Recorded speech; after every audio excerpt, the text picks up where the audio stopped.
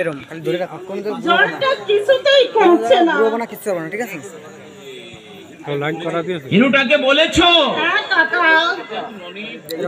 সে তো এখন অনেক বোঝে, ব্যাধি সারাচ্ছে শুনেছি। হ্যাঁ কাকা, কিন্তু উনি বললেন এমনিতেই সেরে যাবে। আমার খুব চিন্তা হচ্ছে কাকা।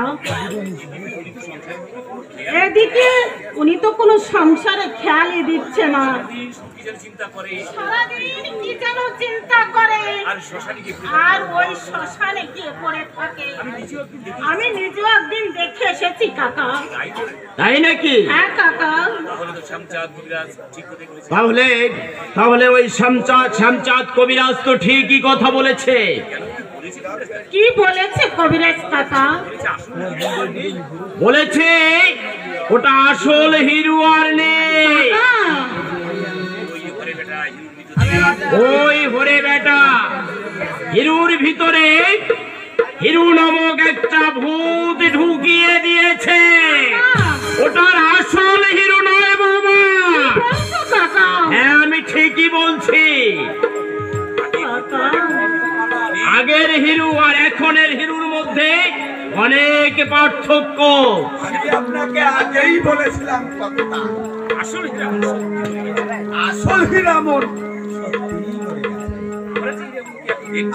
আমরা যে হিরুকে এখন দেখছি সে আসলে একটা জানতো ভূত দেম্ব দত্ত। ওই বড় হিরুর উপর একটা জ্যান্ত ভূত নিয়ে তো আর সংসার করা যায় না বাবা। তাছাড়া কোলে একটা বাচ্চা আছে, যদি কোনো বিপদ হয় আমার সোনামানিককে নিয়ে ওই ভূত পিশাচের ঘর আমি করব না।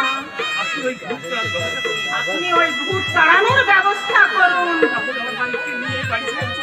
তা না হলে আমার মানিককে নিয়ে আমি বাড়ি ছেড়ে চলে যাব। না না বৌমা, তুমি যাবে কেন? তুমি হচ্ছ আমার এই গৃহের লক্ষ্মী, তাই ঘর ছেড়ে তোমাকে যেতে হবে না। আমি আজই এর যথাযথ ব্যবস্থা করব। তাই করুন কাকা। আগে কর্তা আমার দাদু ভাইয়ের জন্য ঔষধের ব্যবস্থা করে দিয়ে তুমি তোমার ওস্তাদ ওই কি যেন নামটা বললে? হ্যাঁ কালাচাঁদ ফকির, তাকে আগে তুমি আজই আনবার ব্যবস্থা করো। আমি আর ওই আস্থা রাখতে পারছি না। হিরুর উপর যে ভূতে আক্রমণ করেছে ওই ভূতকে তাড়াতেই হবে। দেখুন কাকা, দেখুন আমার মানিক দেখুন চোখ উল্টে দিয়েছে কাকা। কি বলছো মামা তুমি? দেখি দেখো তো।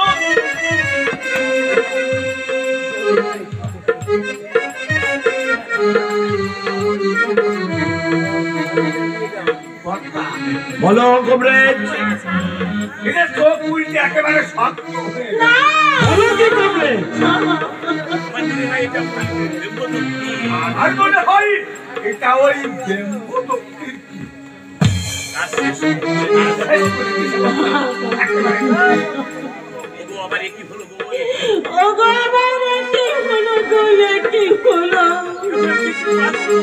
আমি আর কে নিয়ে বাঁচবো? জয় হরি জয়।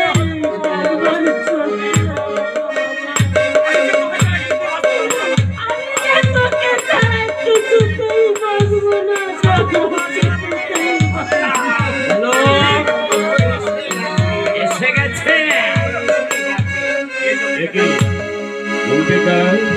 তুমি কাঁদছো কেন? কি হয়েছে?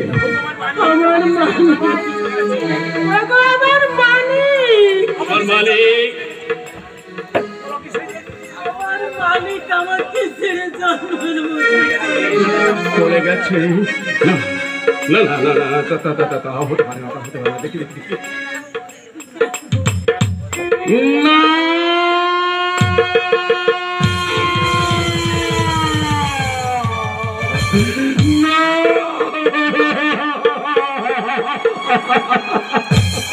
এ হতে পারে না, এ হতে পারে না, আমি বিশ্বাস করি না। আমার আমার প্রভু থাকতে কেউ কখনোই আমার এত বড় ক্ষতি হতে পারে না, হতে পারে না, হতে পারে না। হরি বল, হরি বল, হরি বল, হরি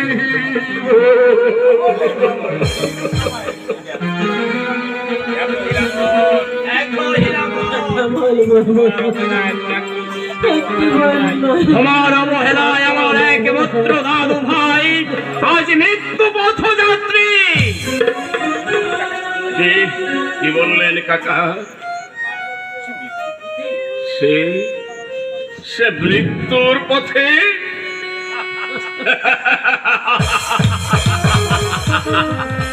তাহলে তো ভালোই হলো কাকা, আপনাদের দুজনার হিসাব মতে আমি ব্রহ্মদৈত্যী হয়েছি, আমার ঘাড়ে ভূত আছর করেছে।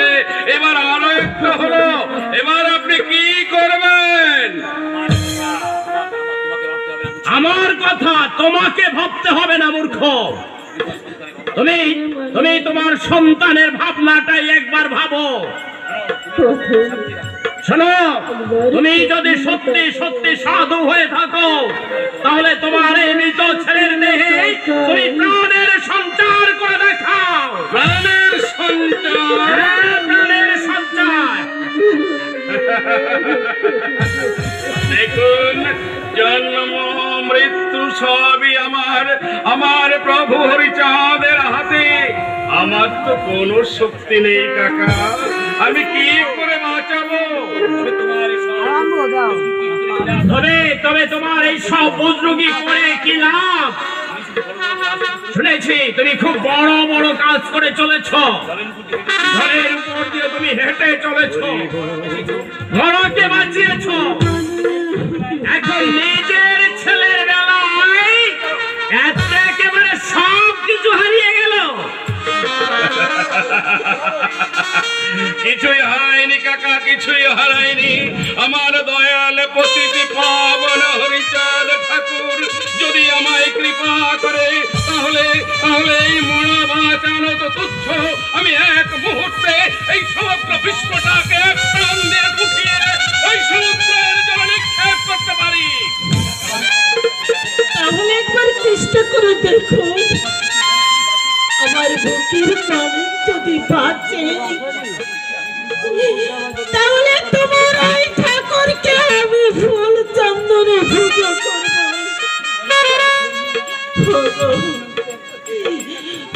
আমার তোমার পায়ে ধরে হরি বল, হরি বল, হরি বল, হরি বল।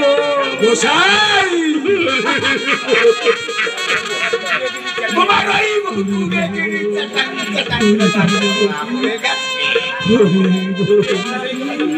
যদি এই বড় ছেলেকে বাঁচাতে না পারো তাহলে কিন্তু তোমাকে পথত্যাগ করতে হবে বাবু।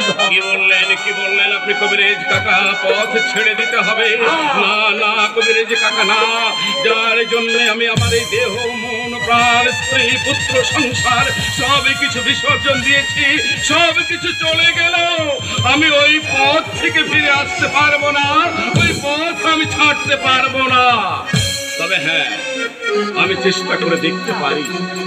একটা শর্ত আছে। এই শর্ত? যতক্ষণ না এই মরা ছেলে জীবিত হবে ততক্ষণ পর্যন্ত এই ঘরের কাছে আপনারা কেউ আসতে পারবেন না, এমনকি উকি দিয়েও কেউ কিছু দেখতেও পারবেন না। ঠিক আছে? হ্যাঁ বলো, শুনছি।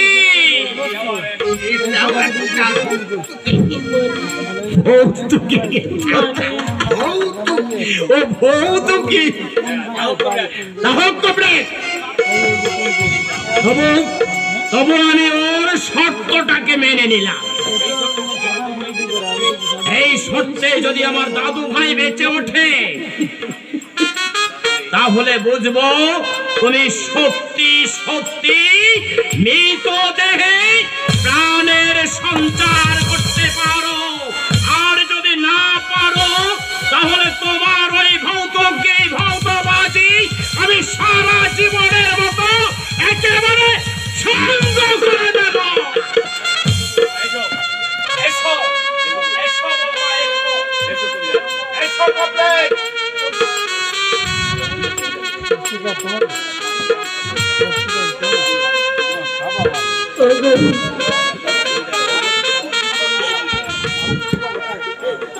আমি তোমার কাছে আমার মালিককে রেখে চলেছি। যাও অম্বিকা, তুমি আমার হৃদয়ের ওই নাড়ি ছেড়া ধনকে রেখে এখান থেকে নিশ্চিন্তে চলে যেতে পারো। আমার করুণাময় পতিতে পাবন প্রেমময় পূর্ণ ব্রহ্ম সৃষ্টি পরিচালক ঠাকুর নিশ্চয়ই আমার উপর এতটা নির্দয় হবেন না। আমার ডাকে আমার সন্তানকে তিনি ফিরিয়ে দেবার কোন পথ উনি আমায় বলে দেবেন। তুমি শুধু ওকে রেখে চলে যাও অম্বিকা, দেরি করো না।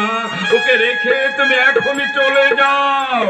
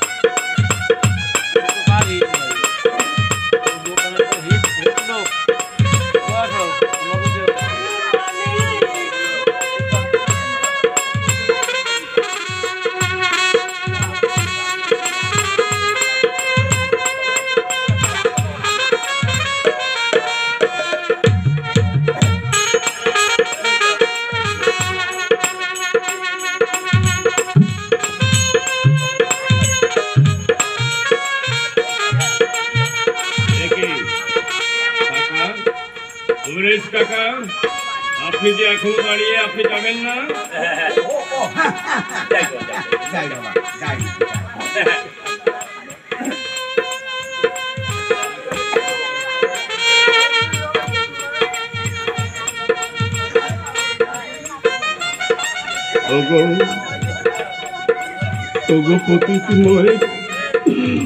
পতিতি পাবন প্রেমময় ঠাকুর, আমি আমার হৃদয়ের অর্থ দিয়ে হয়তো কখনো কোনো দিন তোমায় ডাকিনি।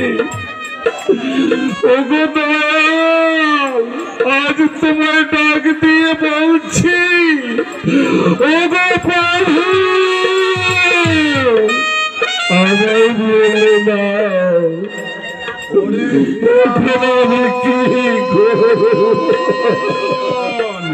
ওই শিশুর মুখে মুখ লাগিয়ে তুই আমার নাম কর, তাহলে ও এখনই বেঁচে উঠবে।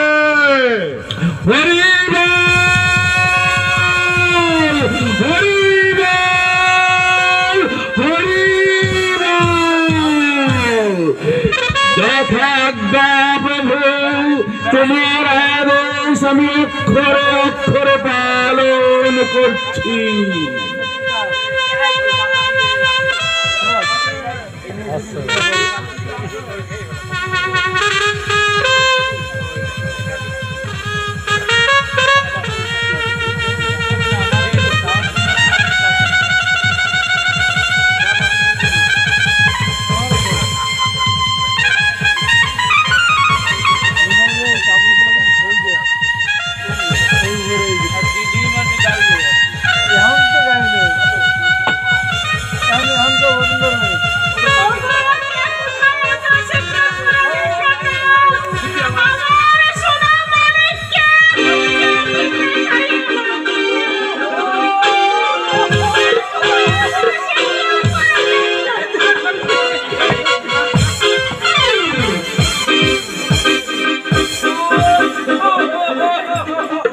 ছেড়ে নামাই দাও।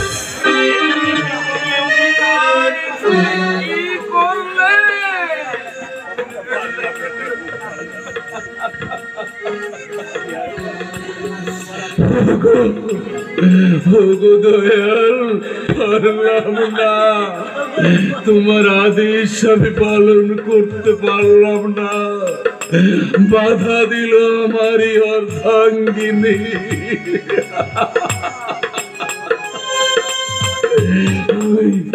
আমি পারলাম না ঠাকুর, ওই শিশুর জীবন দিতে আমি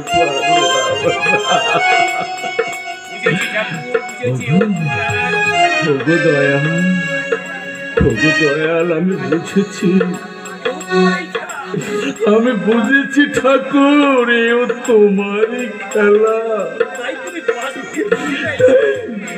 তাই তুমি এই শিশুকে বাঁচাতে দিলে না। কি হয়েছে বাবা? কি হয়েছে? আমার দাদু ভাই আমার ছেলেকে খেয়ে ফেলছে কাকা। কি বলছো বাবা?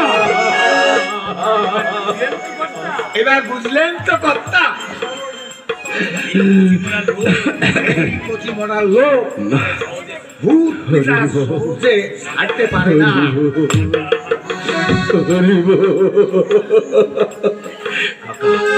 কাকা কাকা, আমি এক্ষুনি যাব আমার প্রভুর শ্রীপাদ পদ্মে আমি নিবেদন করবো এই ঘটনার কথা। তারপরে তিনি যা বলেন সেই আদেশ মাথায় নিয়ে না আসা পর্যন্ত এই মৃত শিশুকে আপনারা কেউ স্পর্শ করবেন না, এমনকি এখান থেকে ওকে আপনারা কেউ সরিয়েও দেবেন না। আমি যাচ্ছি, ও গো প্রভু, আমি আসছি।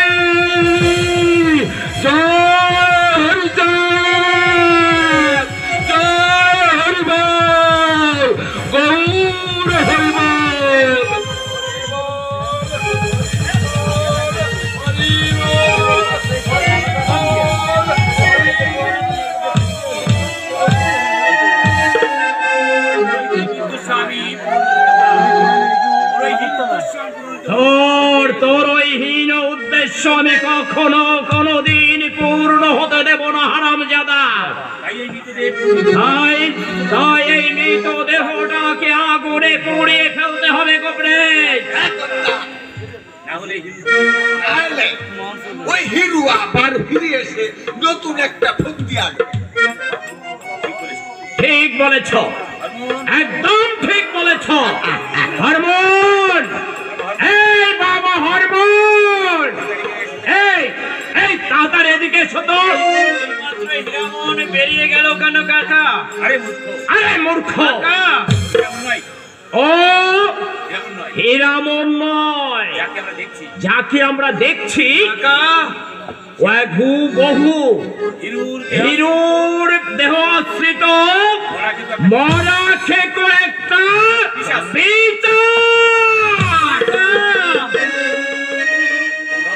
শোন কাকা, তুই এক্ষুনি এই মৃতদেহকে পুড়িয়ে ফেলবার ব্যবস্থা কর। দেরি করিস না, যা এক্ষুনি এই মরাটাকে পুড়িয়ে ফেল। এসো হে গোপরেজ। কাকা, কিন্তু এতটুকু বাচ্চাকে মাটি চাপা দিলে ভালো হতো না কাকা? এই তোর কাছে আমাকে শিখতে হবে কোনটা ভালো হবে আর কোনটা মন্দ হবে। যেটা বলছি সেইটা কর। ওকে এক্ষুনি আগুনে পুড়ে ফেলার ব্যবস্থা কর। এসো এ গোপরেজ। চলুন কর্তা।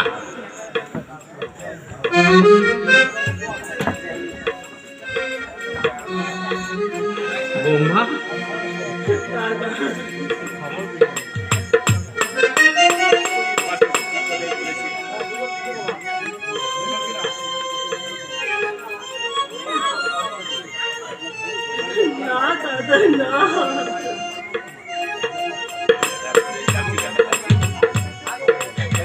আমার মালিক তো আমাকে বাকি দিয়ে চলে গেছে দাদা।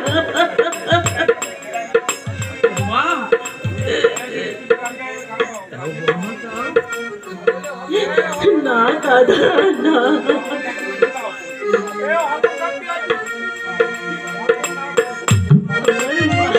ফাঁকি দিয়ে চলে গেছে দাদা, ফাঁকি দিয়ে চলে গেলি রে চলে।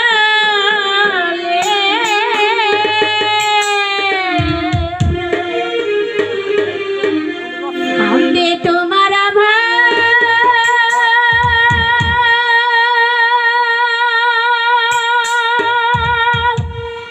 এই অভাগিনী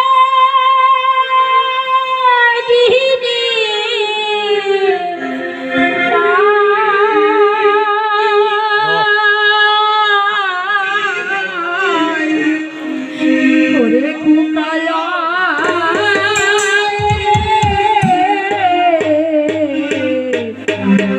ওই দেখো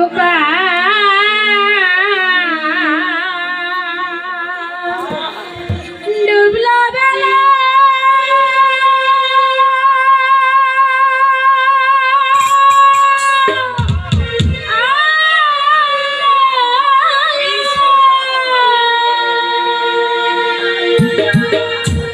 ওরে খেলবি না আর কষ্ট কষ্ট খেলা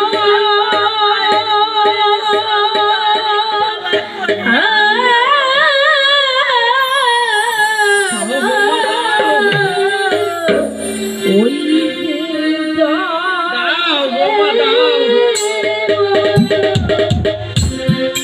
তাকে তোমার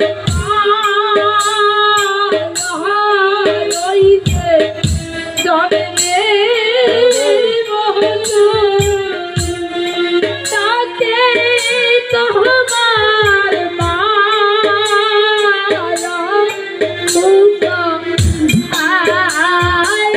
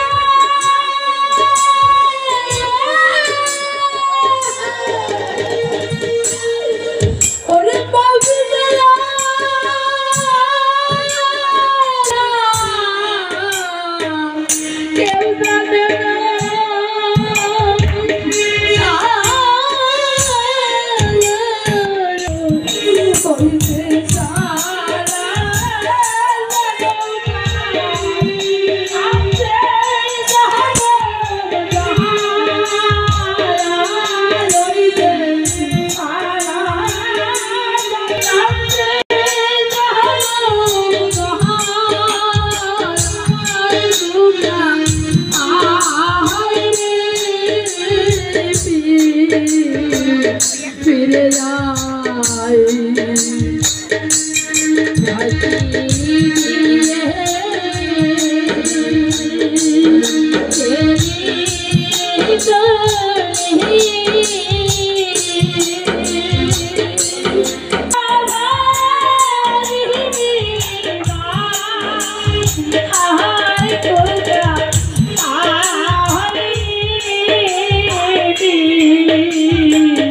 ফিরে আয় খোকারা ফিরে আয় খোকারা